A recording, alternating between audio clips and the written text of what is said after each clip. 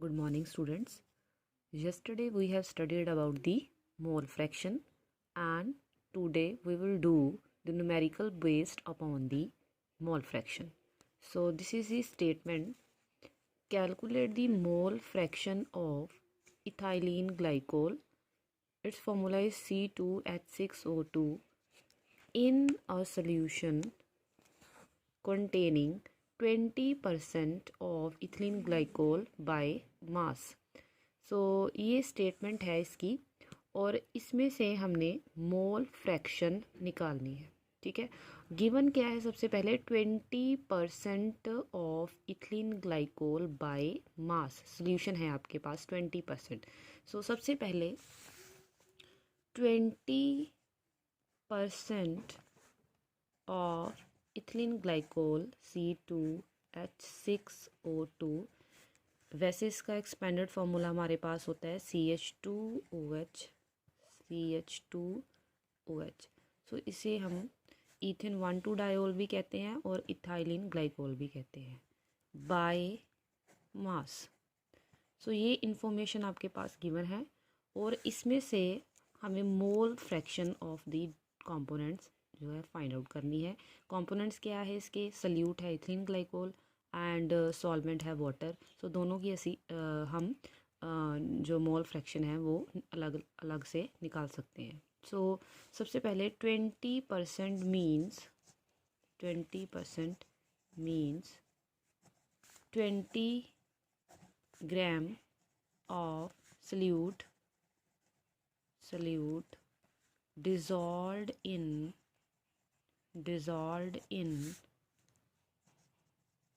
100 gram of solution 100 gram of solution।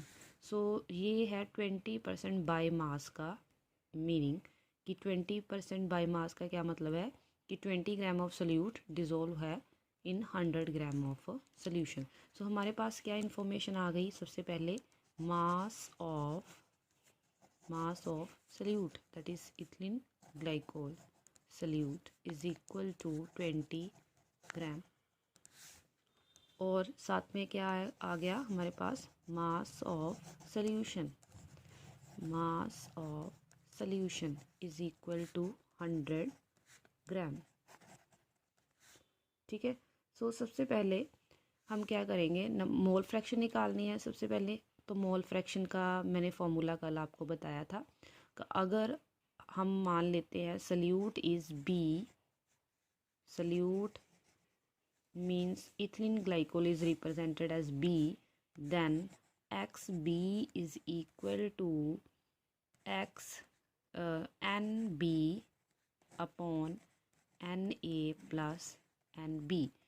हम मान लेते हैं कि सल्यूट B है, और कौन सा B क्या है? Ethylene glycol.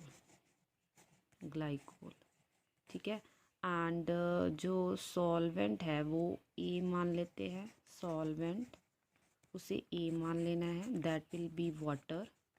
ठीक है, सो वाटर की मोल फ्रैक्शन अगर निकालनी है तो number of moles of water ऊपर रखने हैं upon number of moles of water plus number of moles of ethylene glycol. So सबसे पहले हमें क्या निकालना है? Number of moles of solute, that is ethylene glycol, and number of moles of water। ठीक है, जो सॉल्वेंट है। So first of all we have to calculate this n ethylene glycol और NC2H6O2, and number of moles निकालने का क्या formula है? Given mass upon molecular mass. So mass of salute is given in this statement is 20, and molecular mass of ethylene glycol जो आपने plus में भी निकाला हुआ है, तो उसका मास जो है वो आएगा 62। कार्बन का हो गया आपका 12 into 2 plus 6 plus 16 into 2। So total sum आ गया आपका 62। सो इसको डिवाइड करके आंसर आ जाएगा 0.322 मोल। ठीक है, एंड सिमिलरली हमने N water means number of moles of water निकाल लेने हैं। सो वाटर का मास हमने कैसे निकालना है? सो सॉल्वेंट का मास मैंने कल बताया था, अगर सोल्यूशन का मास गिवन है, ठीक है, और सल्यूट का मास भी गिवन है, तो सल्यूशन में से सल्यूट का मास माइनस करके हमारे पास सॉल्वेंट का मास आ जाएगा, ठीक है। सो मास ऑफ, यहाँ पे लिखेंगे हम, mass of solvent that will be water is equal to mass of solution that is 100 minus mass of solute that is 20 means 80 ग्राम। सो हमारे पास मास ऑफ सॉल्वेंट जो है वो कितना आ गया? 80 ग्राम। एंड उसके नंबर ऑफ मोल्स निकालने के लिए हम क्या करेंगे? गिवन मास जो होगा वो होगा 80 वाटर का, and molecular mass of water is 18, and इसको डिवाइड करके हमारे पास नंबर ऑफ मोल्स आ जाएंगे 4.444। सो डेसिमल के बाद 3 डिजिट्स आपने लिखने ही हैं, तभी आपकी एग्जैक्ट मोल फ्रैक्शन आएगी, ठीक है। सो ये आपके हो गए 4.444 मोल। सो अब हमारे पास दोनों कंपोनेंट्स के नंबर ऑफ मोल्स आ गए हैं। अब क्या निकालेंगे हम? Mole fraction. So first of all mole fraction of this C2H6O2 is equal to number of moles of this solute is 0.322 upon what is the number of moles of water, that is 4.444 plus 0.322। सो इसको solve करके answer आएगा 0.068।